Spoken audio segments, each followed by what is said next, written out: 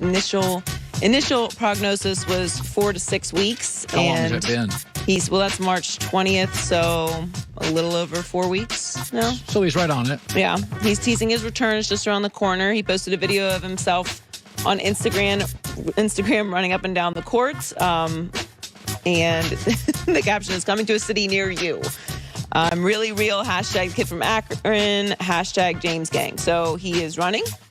So that's what we're watching in the video. And Joy, we have about 8 to 10 games left in the regular season. There are 11 games left in the regular season for the Lakers, and they are 5th in the West right now. So very interesting. They'll bring LeBron back with about 7 or 8 to play, just enough to play with Andre Drummond a little, Anthony Davis, and then they'll be off and running and vanquish the rest of the league and win a title.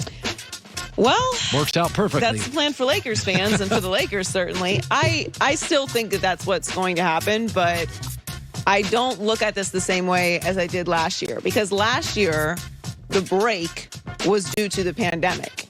This year, they're not playing is due to them being injured. True. So it's not the same situation as it was last year. Now, the Lakers have an advantage over a team like the Nets, who have been suffering from injuries, in that they have already won a title together, and they have a lot of chemistry, and they have their culture set already, and they have LeBron James, who makes everything go away. So as long as he's healthy and Anthony Davis is healthy, I still think that they're in the best situation to win the title, it's not as the same as last year. They're a really big physical team. If you go Drummond, Anthony Davis, LeBron James, Dennis Schroeder, KCP, that is a long, physical team. They're really unique. They are the opposite. Really, they're the opposite of Brooklyn. Yeah. Which was why Brooklyn Lakers would be not only because of stars, it would be a fascinating juxtaposition of talent. Whereas Brooklyn's kind of skinny, not very good defensively, not committed to the defensive end, but absurdly gifted. And the Lakers would come in just lumberjacks, just big guys, not as highly skilled. I think that's the best series for the league. Yeah, I mean, that's what the league is rooting for. I'll be honest, that's what I would like to see in the finals. Like, that's if, the Heat I don't think are capable of beating Brooklyn. So coming out of the East, I'd like to see Brooklyn and Kevin Durant and James Harden and Kyrie Irving up against LeBron and Anthony Davis and the Lakers. Like, that's an unbelievable series. And to your point, a test of how do you build a team, and does defense really matter in the biggest games and the biggest moments? Yeah, I mean, it's not going to be a sweep either way. I mean, listen, Miami with a bunch of kids and Jimmy Butler. Yeah, it was 6 games. Took 6 games, so it would be a long series, which everyone wants. Yes, and it would be a chess match. It would be the most talented offensive team against the best defensive team. Vogel's also he loves coaching. Vogel fits this team because Frank's known it. He loves bigs and he loves defense. And Nash and D'Antoni like guards and love offense. Right. So the coaching staffs are really built for the roster they have. So it would be a chess match. And I remember, Frank Vogel's interesting. I remember when he coached Indiana. Those marginally talented teams gave the Miami Heat fits with Roy Hibbert, George Hill, and the kind of playoff tenuous performance Paul George. So I think Vogel finally has a roster. He's like, I like bigs, and I got Anthony Davis, and I got Andre Drummond. Like, this roster fits Vogel's coaching style. Yeah, I'm just crossing my fingers everyone stays healthy through the playoffs, because the way that this has been going this season, it's been brutal.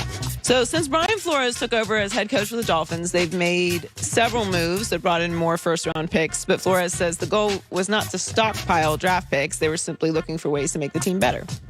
I wouldn't say the goal is necessarily to accumulate first-round picks. I think it's to put the best team together. I think there's a variety of ways you can do that. Trade, free agency, waiver wire transactions, obviously the draft. We're looking for guys who are tough, who are smart, who are competitive, who love to play on our team first. And that's kind of the criteria we look for. And as we look through those different avenues to acquire players, that's really always at the forefront. So they had 3 first-round picks in 2020. They currently have 2 this year, number 6 and number 18. Good picks. They have 1 in 2022 via the 49ers and 2 in 2023, their own and the 49ers. They have a lot of first-round draft picks coming up. Their needs are, it's funny, their needs are O-line, but at 6, it's probably, you're not going to get Penei Sewell. So you'll probably go something else. And at 18, your 3 best offensive linemen are gone. So they're one of those where, that's why they traded back and then up. I'm fascinated with them because if you're asking me what they need, it's not wide receiver. And all indications are Cincinnati's taken Jamar Chase. Like, that's all indication. I can't believe that Cincinnati is going to do that. I know that that's what everyone is saying, but... Well, Burrow's pushing for him hard. They don't have an offensive line. Well, they have a good left tackle, and then it's a lot of cross your fingers. I think that Bengals have a really good left tackle and a decent center. That's just not how you build. That's not how you build a team, especially in the AFC North. They signed another tackle in free agency. So I think Joe Burrow's pushing for... Listen, if you're Joe Burrow... and you have T. Higgins, and you're like, guys, I played with this kid named Jamar Chase. He's way better than T. Higgins. Jamar Chase is great, and I get it, but you still need an offensive line, and it's still the AFC North. Don't forget what division you're in. That's a tough division to play in with a sketchy offensive line. Myles Garrett, Steelers pass rush. Yeah. Baltimore, and you just got injured this year. Speaking of Baltimore, the Ravens seem to be set at quarterback with Lamar Jackson. At least I assume that they were set at quarterback with Lamar Jackson. Just won an MVP. But our friend Bucky Brooks thinks that Baltimore should consider drafting another one this year. He thinks they should trade up and draft a quarterback like Justin Fields if he falls low enough on Thursday. Bucky thinks they could bring in Fields while Lamar Jackson plays out his rookie deal without having to extend his contract and then move on to Fields as the starter. I did not have Baltimore in the quarterback conversation on my draft bingo card, but it is draft week, so anything is available. I disagree with Bucky. I do not think that this is the move. I think they are very much set with Lamar Jackson. They have built the team around Lamar Jackson. They have built everything to put him in a position to succeed. They just need to get over the hump, and I don't think that that's impossible this year or moving forward. And Lamar Jackson should get paid. They don't need a quarterback. This is not a position of need for them. It is. We're getting so ridiculous in the NFL that suddenly it's like Atlanta needs a quarterback. Well, that's actually, they don't really need a quarterback. Folks, if you are a top 12 quarterback, if you have a top 12 quarterback in the NFL, address something else. Yes. Unless they're like Drew Brees or like Big Ben Pittsburgh. If somebody fell to me, I could see Pittsburgh getting, if Fields dropped to 11, 12, and Pittsburgh's like, okay. But like to me, if you got a top 12 quarterback, you're good enough. Matt Ryan got to a Super Bowl. You can get to a Super Bowl. Lamar won a road playoff game. If you're top 12, we're getting so picky on quarterbacks that teams with, does everybody understand Matt Ryan last 3 years in the NFL has led the entire league in attempts, completions, and passing yards? That's not their issue. I mean, it's so to me like Lamar, if you're winning 80% of your games in the NFL, quarterback's not your problem because you're not doing that.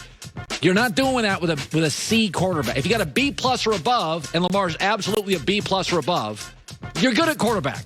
Well, to your point earlier about people looking for perfect, like who are the 2 quarterbacks or 3 quarterbacks we think are pretty close to perfect? Aaron Rodgers, Patrick Mahomes. And I would say most people would still say Tom Brady. Like, he just won a Super Bowl. And I think he's somewhat limited when it comes to running, but he doesn't need to run because he doesn't put himself in that position very often. I think Herbert and Josh Allen are getting really close to, oh my God, they can do everything. Well, but Patrick Mahomes, Aaron Rodgers, and Tom Brady have won Super Bowls. Right. So they have validated everything that they do and their talents, and as close to perfect as they are.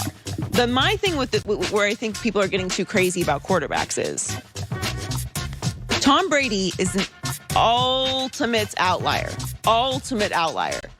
There will never be another Tom Brady. Nope. There might be somebody who surpasses Tom Brady's accomplishments. Maybe Patrick Mahomes will do that. Maybe another quarterback will do that. But Tom Brady specifically, there's never going to be another one of him. Aaron Rodgers is such a unique player. Patrick Mahomes, such a unique player. And the places that they went, the coaching that they had, Tom Brady taking pay cuts, Patrick Mahomes with Andy Reid, Travis Kelce, Tyreek Hill, like Stop thinking that you're going to find the next Patrick Mahomes. They're all one of one. One of one. That's it. Stop. There's only one Colin Cowherd in the world. Yeah. There's only one Joy Taylor in the world. Pay them what they want. Yes, and stop looking for the replacement. It's not there. And that's fine. There's just some things that just only exist once. Yeah, that's it. God broke the mold. Smash. Move on. Find something that works for you, that fits your system, that you can enhance. Look for the can, to your point, and stop trying to find this mystical unicorn. God, for years, if I had to hear Justin Rose, Rory McIlroy, they were going to be the next Tiger. It's like, no, Tiger's never going to happen again. Nobody at 4 is going to be on national TV golfing, and at 8 and 9, agents are interested. Yeah, just stop. Just stop. It happened. You enjoyed it. We watched it. Look for the next superstar. But don't look for something that already existed and was an outlier and a complete magical situation. Everything's stars align. There's a reason those things happen. It's not going to happen again. It's okay. Just look for what's going to work for you. Yep.